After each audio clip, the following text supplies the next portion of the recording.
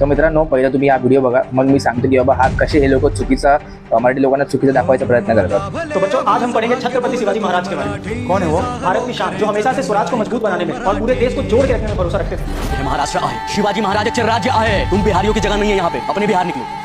क्या ऐसा होता है? नहीं, शिवाजी महाराज हर उस इंसान को अपना मानते थे जो इस देश की मिट्टी को अपना मानता था। वो इंसानों की नीयत देखते थे, ना कि जात और बोली। रहा रहना है तो मराठी में बात करना पड़ेगा, हिंदी भोजपुरी नहीं चलेगा। क्या?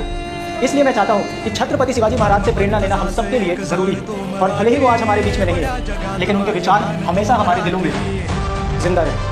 बघितलं मित्रांनो की हे अशी काही लोक आहेत जे त्यांना काही माहिती नसतं, त्यांचा अभ्यास काहीच नसतो. छत्रपती शिवाजी महाराजांच्या नावाखाली हा मुलगा मराठी माणसांना चुकीचा दाखवायचा प्रयत्न करतोय. मला याला एवढंच सांगायचं की बाबा छत्रपती शिवाजी महाराजांच्या काळात जी मराठी भाषा 4% होती ती जनताला 74% गेली, 70 ते 74%. ही कशामुळे गेली? तर छत्रपती शिवाजी महाराजांची भाषा नव्हते बघायचे, तर मग ही भाषा जी आहे 4% 70% कशी गेली? आपला अभ्यास आहे का याच्यावरती? महाराष्ट्राच्या मराठी लोकांना खुलेआम जर येईल म्हणून जर तू लोकांना असं बोलतो की बाबा ही बळजबरी करतात किंवा काय, आणि खास करून तू UP बिहारच्या लोकांचे मेन्शन केलंय, तर ते चुकीचं, एकदम चुकीचं आहे. जे लोक उद्धटपणे बोलतात मराठी भाषेला त्या लोकांनाच आजपर्यंत मार पडली आहे. आणि आम्ही का त्यांचं ऐकून घ्यायचं? जर कोणी आम्ही त्यांच्या मराठीमध्ये बोलतो आणि जर लोक बोलले की बाबा नाही बोलेंगे मराठी तो करणार करते, तर आम्ही काय ऐकून घ्यायचं?